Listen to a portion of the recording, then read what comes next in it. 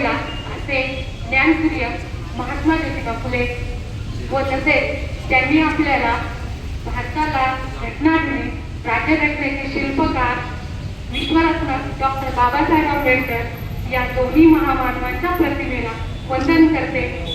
आज आपण येथे या दोन्ही महामानवांची संयुक्त जयंती साजरी करण्यासाठी उपस्थित आहोत. तर त्या प्रसंगी मी एक महात्मा फुलेंबद्दल प्रसंग सांगू इच्छिते. अर्थात महात्मा फुले एक दिवस दलित वस्तीतून जात असतात आणि दलित वस्तीतून जात असताना त्यांचं लक्ष एका मुलाकडे जातं आणि त्या मुलाचे नाव असते ज्ञाना. ज्ञानाला शिकण्याची खूप आवड, पण तो शाळेत जाताना त्यांना कधी दिसलाच नाही आणि त्याच चिंतेने त्यांनी जे सहकारी किंवा सहबंदी त्यांना, ज्यांचं नाव रिचर्ड होतं, त्यांना पत्र लिहिले आणि सांगितले की दलित वस्तीतील ज्ञाना जो मुलगा आहे त्याला शिकण्याची आवड आहे आणि तुम्ही त्याला शाळेत बसू द्यावं, शिक्षण द्यावे की त्याच्या ज्ञानामध्ये आणखी भर पडेल आणि तो हुशार होईल. कारण मला माहिती आहे की ज्ञानाला शिकण्याची खूप आवड आहे, तो चांगला शिकू शकतो. या पत्राच्या उत्तरामध्ये रिचर्ड यांचा होकार कळाला आणि जसा रिचर्ड यांचा होकार कळाला ज्ञानाला खूप खुशी झाली, आनंद झाला की मला आता शाळेत जायला मिळणार. तसाच ज्ञाना शाळेला जायला निघाला. शाळेला जात असताना त्याची आवड आणि त्याची शाळेमध्ये जाण्याची आतुरता ही खूप दिसत होती. तो शाळेच्या जवळ गेला, वर्गात जाणार, वर्गामध्ये पाऊल टाकणार, तोच वर्गातील सगळी मुले बाहेर आली आणि हे रिचर्ड साहेबांना कळलं की हा प्रकार कसं काय करताय. तर त्यातला एक मुलगा म्हटला, सर हा जर वर्गात बसणार असेल ना तर आम्ही कुणीच वर्गात बसणार नाही. सरांना काही कळणार नाही. सरांनी विचार केला आणि त्या मुलाने सांगितलं की या मुलाला जर आमच्या शेजारी बसायचं असेल तर आम्हाला विटाळा होईल, आम्ही या वर्गात बसू शकत नाही. रसद रिचर्ड म्हणाले, अरे तू तुमच्यासोबत बाकावर नाही बसणार, तू खाली बसेल चटईवर. तशाच दुसरा मुलगा म्हणला, नाही नाही सर, चटई पण जमिनीवर असते आणि जमीन चटईवर तो बसला की चटईला विटाळा होणार आणि त्यानंतर जमिनीला विटाळा होणार आणि तो विटाळा आम्हाला होणार, रोज आम्हाला जाऊन आंघोळ करावी लागणार घरी.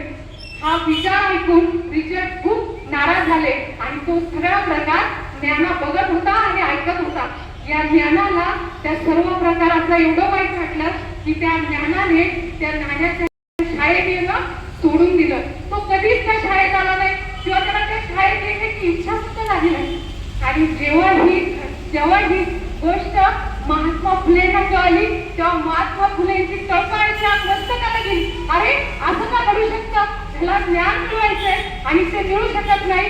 महात्मा फुले विचार करतात की ह्या सूर्याची किरण सर्वांना प्रकाश देतात, मग आमचा विटाळ का? या पाण्याने सर्व आपली तहान भागवतात, मग आमचा विटाळ का? आणि या सावलीमध्ये सगळे छाया घेतात, मग त्या सावलीला विचार नाही तर मग सगळ्यांना आमचा विचार का? याच गोष्टीचा विचार करत ज्यावेळेस महात्मा फुले विचार करू लागले तर त्यावेळेस त्यांना कळलं की या सर्व गोष्टींची एकच इलाज आहे आणि तो म्हणजे या सर्वांना मिळणारं ज्ञान, शिक्षण. आणि तेव्हापासून त्यांनी सुरू केलं की दलितांना किंवा सर्वांना ज्ञान मिळणे, शिक्षण मिळणे ही खूप महत्वाची गोष्ट आहे. जेव्हा सगळ्यांच्या हातामध्ये शिक्षणाची तलवार येईल त्यावेळेस या सर्व गोष्टी नष्ट होणार आहेत. आणि याच गोष्टीचा विचार करत ते मुलांना शिक्षण देण्याचा विचार करू लागले. आणि ते एकदा असेच बसलेले असताना सावित्रीबाईला म्हणाले, सावित्री तुम्हाला शिक्षण द्यायचंय आपल्या मुलांना, मुलींना. सावित्रीबाई म्हणाले, मी कशी शिक्षण देणार, मला शिकायला येत नाही, मी मुलांना काय शिकवणार? तर महात्मा फुले म्हणाले, आम्ही आहोत ना, आम्ही तुम्हाला शिकवू, तुम्ही इतर मुलींना शिकवा. सावित्रीबाई तशा तयार झाल्या. हो चालेल, शिकते ना. तिथून पुढे सुरू झाली सावित्रीबाईची शिक्षणाची सुरुवात. आणि सावित्रीबाईची शिक्षणाची सुरुवात आपल्यासारखी नव्हती, वर्गात बसायचं, फळ्यावर शिक्षण द्यायचं नाही. त्यांचा फळा होता ही जमीन, ही माती आणि त्यांची पेन्सिल होती तेथील गाड्या आणि शेतातील रानातील पशु पक्षी यांचे, पाखरांचे नाव ते घेऊ लागल्या. तसेच दगड तोंडी घेऊन खडे जमा करून आपलं गणिती ज्ञान वाढू लागल्या आणि आपल्याला जीवना आवश्यक ज्या गोष्टी होत्या ती त्यामधून शिकू लागल्या. आणि त्यातूनच घडली की आपल्या देशातली सगळ्यात पहिली शिक्षिका. आणि त्यानंतर एक दिवस महात्मा फुले त्यांना म्हटले की मी भिडेवाड्यात मुलींना गोळा करतो, तुम्ही तोपर्यंत तुमचं सगळं काम आवरा आणि तिकडे व्हिडिओवाल्याकडे घ्या. तसंच त्यांनी सावित्रीबाईंनी होकार दिला. हो, ते महात्मा फुले व्हिडिओवाल्याकडे गेले आणि त्यांनी तेथील मुलींना शिक्षणासाठी गोळा केले. शिक्षणासाठी गोळा केलेले असताना इकडे सावित्रीबाईंनी आपलं सगळं काम आवरलं आणि भिडेवाड्याकडे निघाले. तसेच भिडेवाड्याकडे निघालेला असताना ज्या वेळेला महिलेला घराच्या बाहेर निघता येत नव्हतं, त्यावेळेला एक स्त्री मुलींना शिक्षण द्यायला चालली हे विचार तेथील लोकांना पटले नाही आणि तेथील लोक त्यांना नावं ठेवू लागले. बापरे, आता ही मुलींना शिकवणार, आमचा धर्म वाचवणार. आणि असेच जे बोलणे ते बोलणे ऐकत त्या भिडेवाड्याकडे निघाले. ते थोडे पुढे जात असताना तेथील लोकांनी त्यांच्या अंगावर पाणी शिंपडले, पण त्याकडे लक्ष न देता माई आपल्या भिडेवाड्याच्या रस्त्याने निघत आहे. अजून थोडे पुढे जात असताना तेथील लोकांनी त्यांच्यावर शेण फेकले, पण तरी सुद्धा त्यांनी त्याच्याकडे लक्ष नाही दिले, कारण त्यांना भिडेवाड्यापर्यंत मुलींना शिक्षण देण्यासाठी खूप गरजेचे होते. त्या पुढे जात असताना तेथील लोकांनी रागारागामध्ये त्यांना दगड फेकून मारला. त्यांना जसा दगड फेकून मारला, माईच्या कानाला लागला आणि कानातून रक्त येऊ लागलं. माईने त्या कानाच्या रक्ताकडे लक्ष न देता आपला पदर डोक्यावर घेतला आणि सरळ भिडेवाड्याकडे निघाले. जसं जसं भिडेवाडा जवळ आला तसं तसं त्यांना दिसलं की महात्मा फुले हे तेथील मुलींना घेऊन त्यांची वाट पाहत आहेत की मुलींना शिक्षण द्यायचं. आणि तो प्रसंग त्या सगळ्यांना बघून सावित्रीबाई त्यांच्यासोबत झालेला प्रसंग होता तो सर्व विसरल्या आणि त्या मुलींना शिकवायला निघून चालून गेल्या. सर्व मुलींच्या हातात पाटी आली, पेन्सिल आली आणि मुली अक्षरं लिहून लागल्या.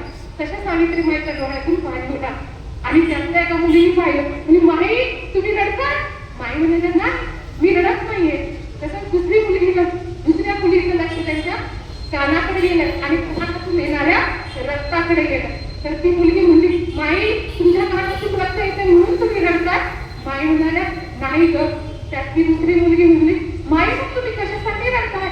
तर माई सांगतात की आज तुमच्या हातात पाटी दिसली, तुमच्या हातात पेन्सिल दिसली आणि त्याच मला कळलं की आज खरं तुम्ही स्त्रीचा उद्धार करणाऱ्या घडणार आहात, म्हणून माझ्या डोळ्यातून हे आनंद अश्रू येत आहे. आणि तिथून पुढे मुलींचे शिक्षण घडत गेले आणि आता आपण पाहत आहोत की मुली कोणत्या स्तरावर पोहोचल्या आहेत की त्या सगळ्या आपल्या हक्क आणि अधिकार मिळवत आहेत. म्हणजे त्यांचा त्याग होता, महात्मा फुलेंचे जे विचार होते शिक्षणासाठी, तर त्यामधून त्यांनी सर्वांना आपले ज्ञान देण्याचे काम केले आणि ते काम त्यांचे खूप चांगल्या प्रकारे चालत आले. की जसे आपण बघतो की ग्रामपंचायतच्या सरपंच पदापासून तर राष्ट्रपती पदापर्यंत आज सर्वांना समान हक्क किंवा तेथे कुणालाही कोणता अधिकार सोसायटी घ्यायला हे अधिकार पाहिजे की त्याला तो मिळणार नाही असं काही नव्हतं. तर तिथं सगळ्यांना समान अधिकार मिळत आला आणि म्हणूनच आता आपण त्यांचे खूप उपकार मानतो की त्यांच्यामुळे आज आपण इथे उभे आहोत. त्यांच्यामुळे आपल्याला आज जे अधिकार मिळत आहेत की मी इथे बोलू शकते, आपण तुम्ही सर्वजण मला ऐकू शकता. एवढं बोलून मी माझे थोडे शब्द संपवते.